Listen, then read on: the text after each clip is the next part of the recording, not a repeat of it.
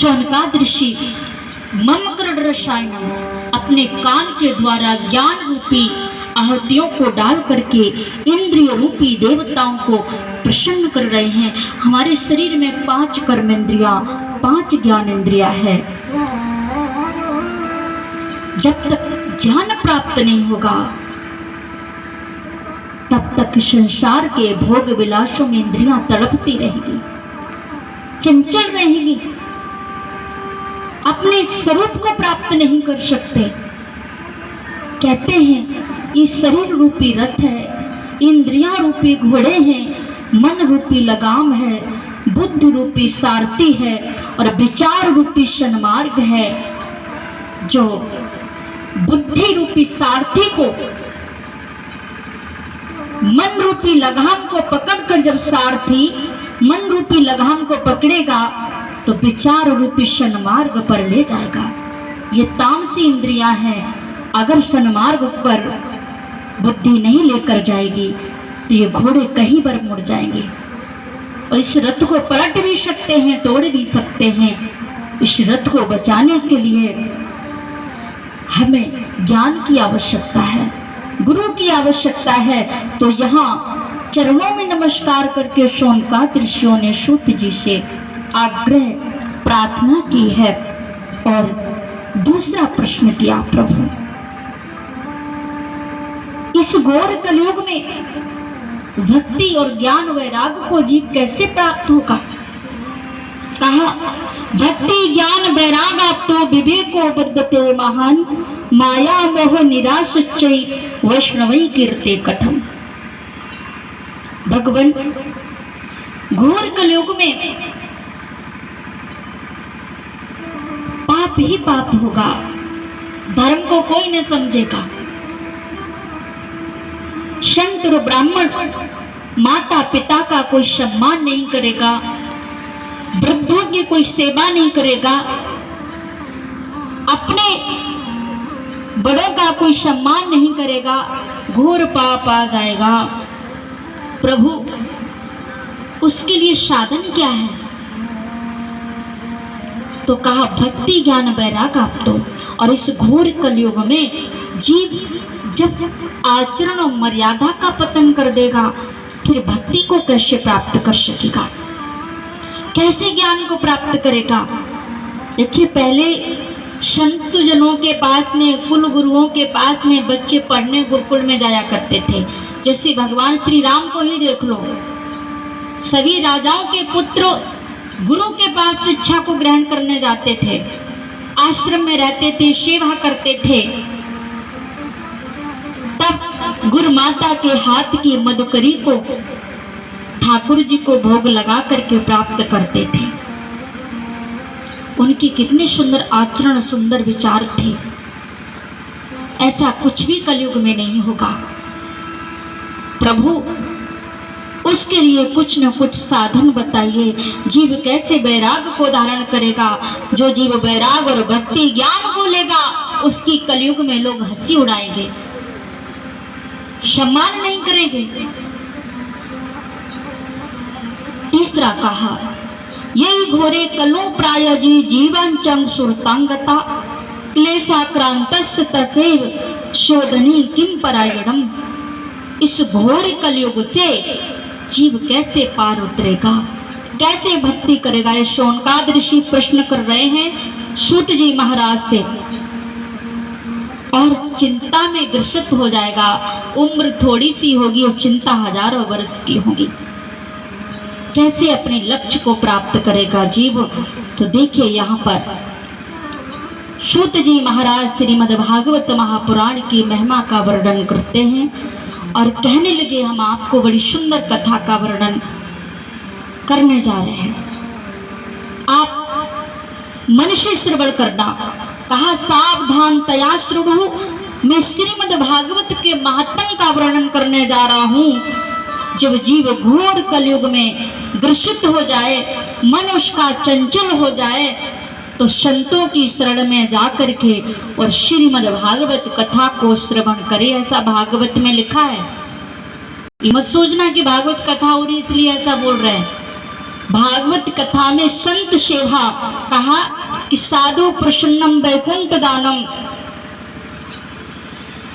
एक चाणक्य नीति में श्लोक आता है कि राजा प्रसन्नम गजभूम्य दानम, बनिया प्रसन्नम कौड़ी छदामम, वैश्या प्रसन्नम वासनाय दानम, साधु प्रसन्नम वैकुंठ दानम। राजा प्रसन्न होगा तो आपको धन दौलत देगा, ज्यादा खुश हो गया तो अपनी बेटी दे देगा, दामाद बना लेगा, इससे ज्यादा और तो कुछ नहीं दे सकता। अगर देगा तो भूमि दान करेगा, और वो भूमि भी राजा की नहीं है। जन कितने राजा आए और चले गए, जो नित्य रहने वाली वस्तु तो कुछ दे नहीं सकता। तो राजा प्रसन्नम गजभूम्य दानम, बनिया प्रसन्नम कौड़ी छदामम। ये तो बनिया प्रसन्न हुआ तो गुरुदेव को धन दे देगा, लेकिन ये भी नित्य रहने वाला नहीं है। वैश्या प्रसन्न होगी, अरे बहुत अच्छे लग रहे हो आप, तो वासनाएं दान देगी, जो नरक का द्वार खोल देगी।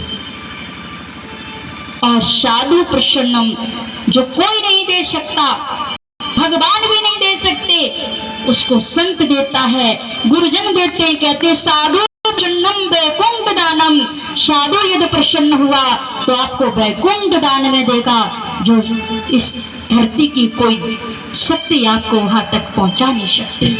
वो गुरु महाराज की और संत जनों की कृपा। जब संत मिलन हो जाए, तेरी बानी हरि गुण गाए, तब इतना समझ लेना, अब हरि से मिलन होगा, तब इतना समझ लेना, अब हरि से मिलन होगा।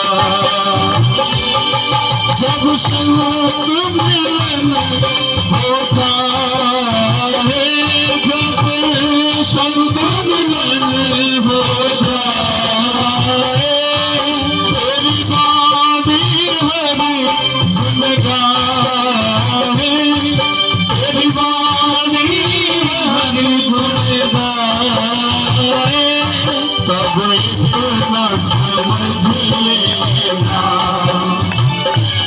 अब हरि से मिलन होगा, अब इतना समझ लेना, अब हरि से मिलन होगा।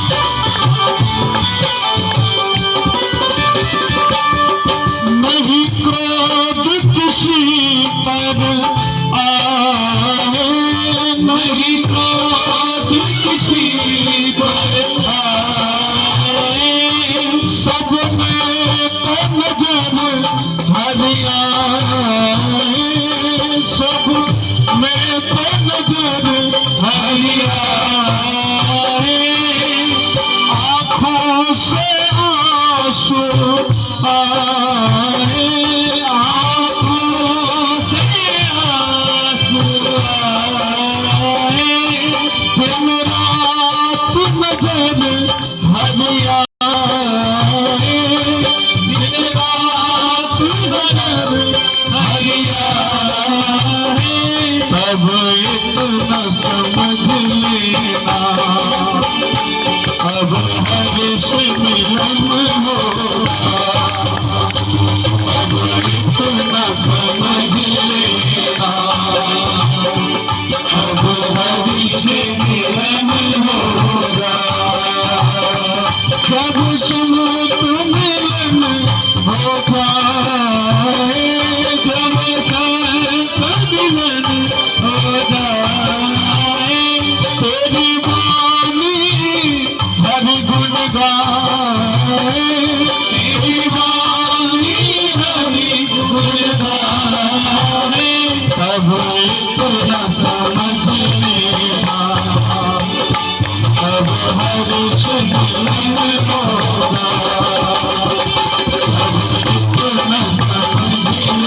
होगा, अब हर्ष मिलन होगा, अब इतना समझ लेगा, अब हर्ष मिलन होगा।